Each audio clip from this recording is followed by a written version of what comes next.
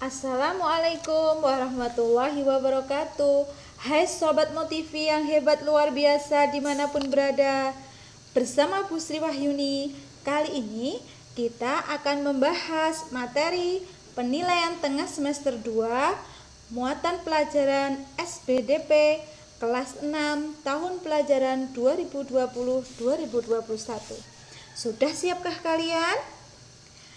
Bersama Motivi, jendela informasi dan edukasi. Selamat mengikuti. Sobat Motivi, sebelum kita mulai membahas ringkasan materi SBDP, marilah terlebih dahulu kita awali dengan berdoa. Menurut agama dan kepercayaan masing-masing, berdoa mulai. Berdoa selesai. Sobat Motivi, materi yang pertama adalah reklame. Apa itu reklame? Reklame merupakan media periklanan dengan ukuran yang besar, berisikan ilustrasi dan kata-kata yang menarik dengan tujuan menawarkan barang dan jasa. Reklame harus dibuat semenarik mungkin, bertujuan agar dapat menggerakkan keinginan orang untuk membeli produk yang direklamekan. Sedangkan ciri-ciri reklame yang baik antara lain: yang pertama, kalimat jelas, singkat, dan mudah dipahami. Yang kedua, menarik dan mencolok sehingga mudah untuk diingat. Yang ketiga, tidak berlebihan dalam menyusun kalimat promosi. Baik Sobat Motivi, sedangkan contoh reklame yang pertama adalah iklan. Iklan biasanya dipasang dalam media massa seperti surat kabar dan majalah atau tempat umum. Yang kedua adalah spanduk. Spanduk itu berupa kain yang direntangkan dan yang berisi slogan, propaganda, atau berita yang perlu diketahui umum. Yang ketiga adalah brosur. Brosur itu merupakan contoh reklame yang dibuat di selembar kertas yang berisi informasi yang rinci. Yang keempat ada embalase. Embalase merupakan reklame pada kemasan produk. Yang kelima adalah poster. Poster merupakan reklame yang berupa selembaran kertas yang berisi gambar dan tulisan yang menarik. Sedangkan yang terakhir, contoh reklame berupa baliho. Baliho itu merupakan reklame yang berukuran besar dan dipasang di tempat umum, strategis, dan menggunakan tiang yang besar.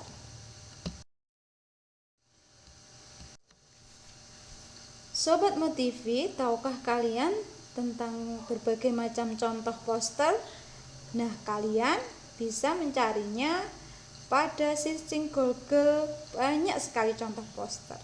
Di sini Bu Guru menyajikan poster tentang kesehatan, kemudian tentang lingkungan dan kebersihan. Nah, Sobat Motivi, dalam poster sebaiknya menggunakan kata-kata yang menarik dan bersifat persuasif atau membujuk, sehingga pembaca dapat mengikuti apa yang disampaikan dalam poster.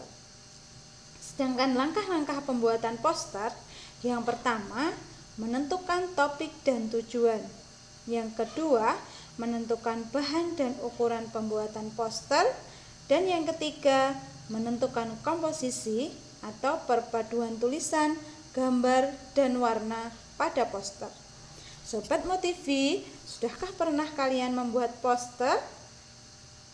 Ya, bagus sekali. Tentu kalian sudah pernah kan membuat poster?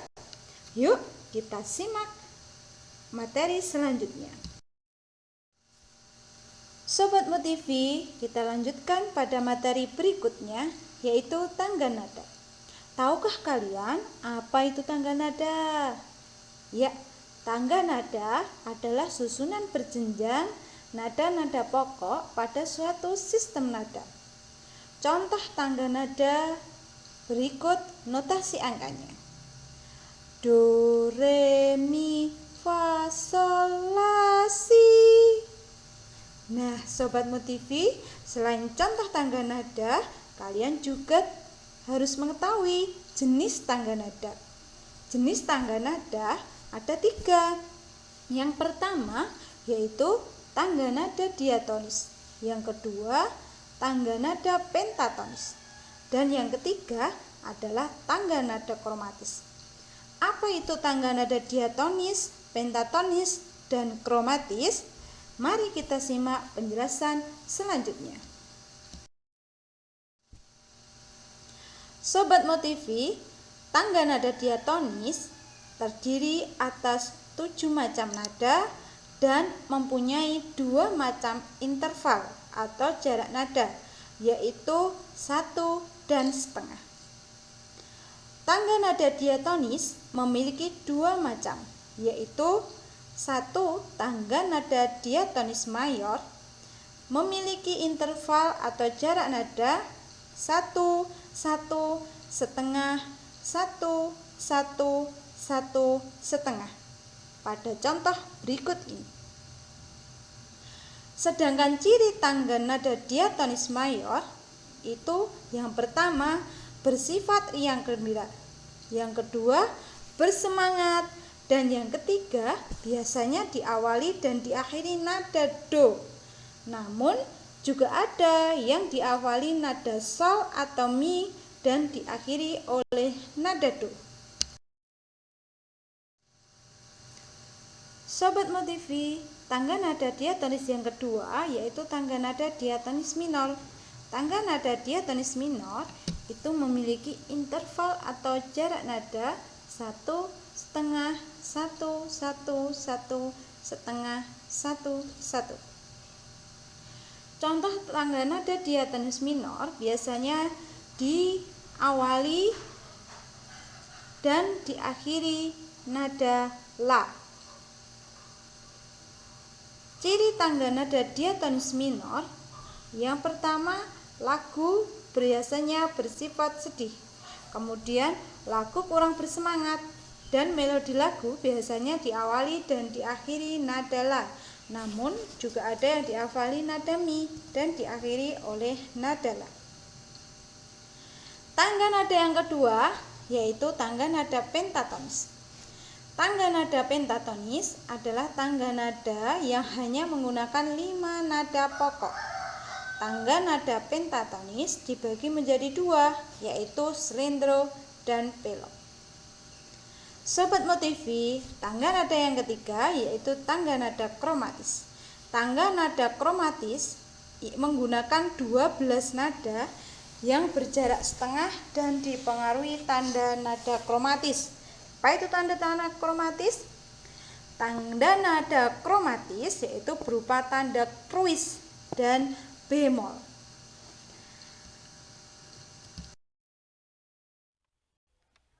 Sobat Motivi, berikut adalah contoh tangga nada lagu Aku Cinta Lingkungan dengan nada C mayor dan birama 2/4.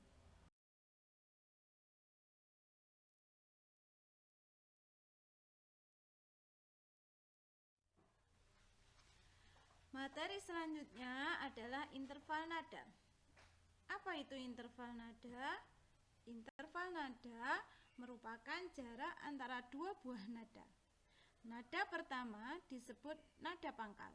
Nada kedua disebut nada selang. Interval nada dibatasi oleh 2 nada, yaitu nada diatonis dan pentatonis. Berikut adalah beberapa nama interval. Yang pertama prim, yaitu langkah interval nada dari satu nada ke nada yang sama, misalnya do ke do. Yang kedua second, yaitu langkah interval nada dari nada satu ke nada kedua di atas atau bawahnya, misalnya do ke re. Yang ketiga yaitu third, yaitu langkah interval dari nada 1 ke nada ketiga, misal do ke mi. Yang keempat, quart, yaitu langkah interval dari nada ke-1 ke nada keempat di atasnya, misalnya do ke fa. Yang kelima, quint, adalah interval 5 nada. Keenam, sek, adalah interval 6 nada. Ketujuh, septim, merupakan interval 7 nada. Dan yang terakhir adalah oktav, yaitu interval 8 nada. Nah, Sobat Motivi, berdasarkan cara memainkannya, interval ada 2 jenis. Yang pertama, yaitu interval harmonis, merupakan 2 buah nada yang dimainkan secara bersama-sama. Yang kedua adalah interval melodis. Interval melodis merupakan 2 buah nada yang dimainkan secara bergantian. Birama adalah sebuah tanda yang berfungsi untuk menentukan jumlah hitungan serta nilai pada setiap ketukan saat bermusik. Macam-macam birama. Yang pertama, birama 4/4, yaitu tanda birama yang memiliki 4 ketukan dan setiap hitungan bernilai 1/4. Sedangkan birama 3/4, yaitu tanda birama yang memiliki 3 ketukan dan setiap hitungan bernilai 1/4. Birama 6/8, yaitu tanda birama yang memiliki 6 ketukan dan setiap ketukan bernilai 1/8. Yang terakhir adalah birama 2/4, yaitu tanda birama yang memiliki 2 ketukan dan setiap ketukan bernilai 1/4.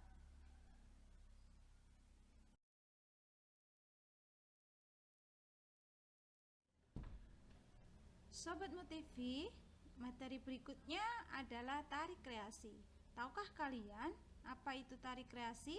Pasti kalian sering melihat di televisi, di internet maupun di video-video yang lain. Nah, tari kreasi yaitu tari yang gerakannya perkembangan dari gerak tradisional. Tari kreasi itu tidak memiliki aturan tertentu dan tercipta melalui perpaduan tari tradisional dan tari modern. Sedangkan unsur tari kreasi itu terdiri atas gerak, busana, tata rias, properti, dan iringan. Yang tentunya gerak adalah menjadi unsur utama dalam tari tersebut. Gerak estetis dalam tari itu merupakan suatu keharmonisan gerakan tari yang menggunakan keindahan sehingga lebih menarik. Di sini ada 3 jenis tari kreasi, yaitu tari kreasi daerah atau tradisional, tari kreasi modern, dan tari kreasi kontemporer. Bentuk karya tari kreasi dapat berupa yang pertama, tari tunggal. Tari tunggal tentunya adalah karya tari yang diperagakan oleh seorang penari. Sedangkan tari berpasangan adalah karya tari yang diperagakan 2 orang penari. Sedangkan tari kelompok atau massal itu adalah karya tari yang diperagakan lebih dari 2 penari atau terdiri dari beberapa banyak penari.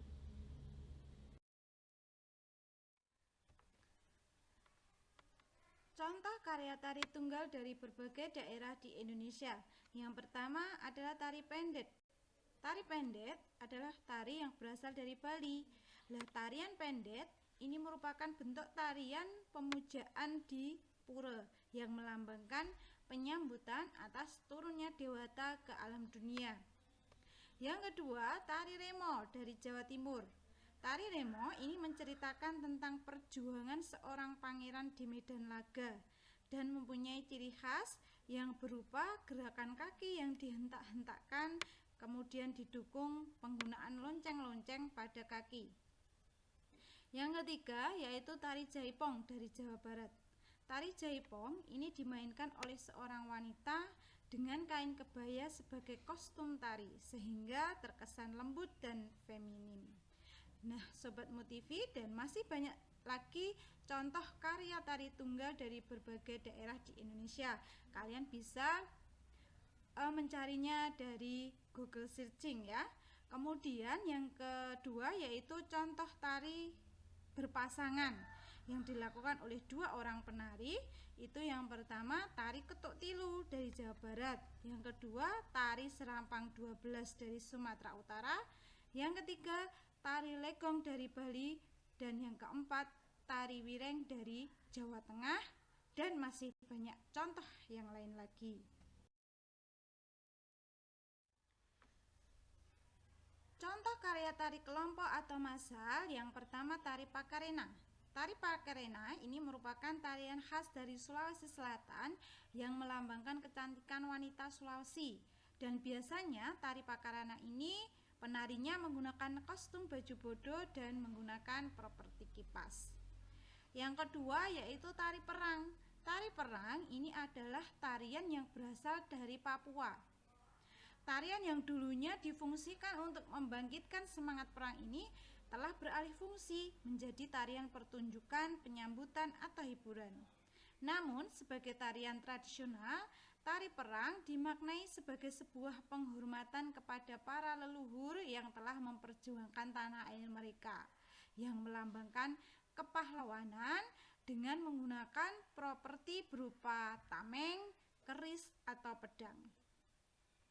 Tarian massal berikutnya yaitu tari saman.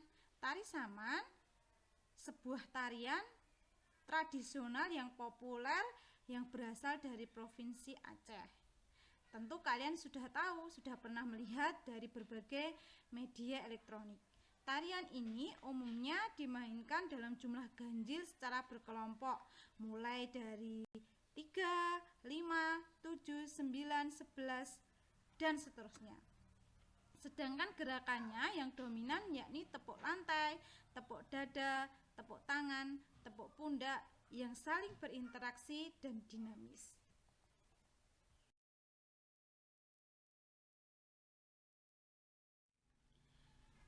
Nah, Sobat Motivi, selain kita mengenal tari kreasi, materi berikutnya di penilaian tengah semester 2 kelas 6 ini kita juga mengenal patung.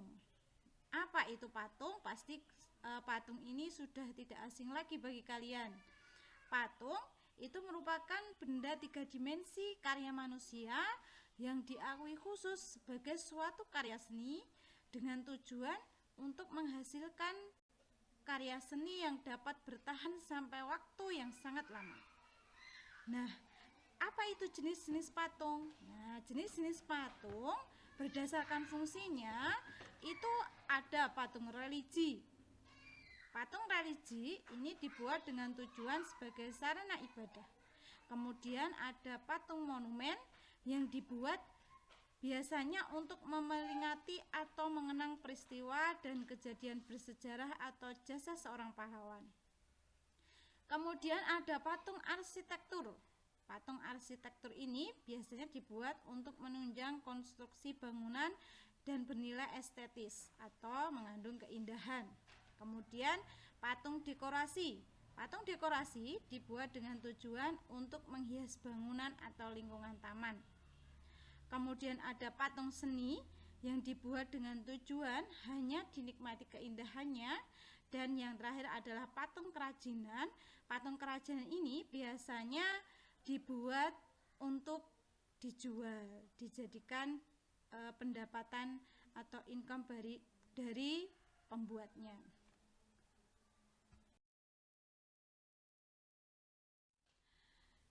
Jenis-jenis seni patung. Yang pertama adalah patung dada. Patung dada ini merupakan penampilan karya patung yang menampilkan patung sebatas dari dada ke atas. Yang kedua adalah patung torso. Penampilan karya patung yang hanya menampilkan bagian badan dari dada, pinggang, dan panggul. Yang ketiga adalah patung lengkap.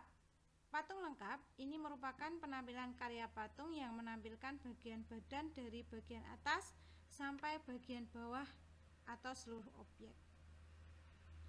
Sedangkan bahan pembuatan patung, dalam membuat karya patung ada beberapa bahan dan teknik yang digunakan. Salah satunya yaitu bahan lunak. Bahan lunak ini digunakan untuk membuat patung antara lain tanah liat, semen, plastisin, lilin, bubur kertas, sabun, dan gips. Tentunya kalian pernah melakukan pembuatan patung ini dengan Bapak Ibu guru kalian masing-masing ya. Kemudian teknik pembuatan patung.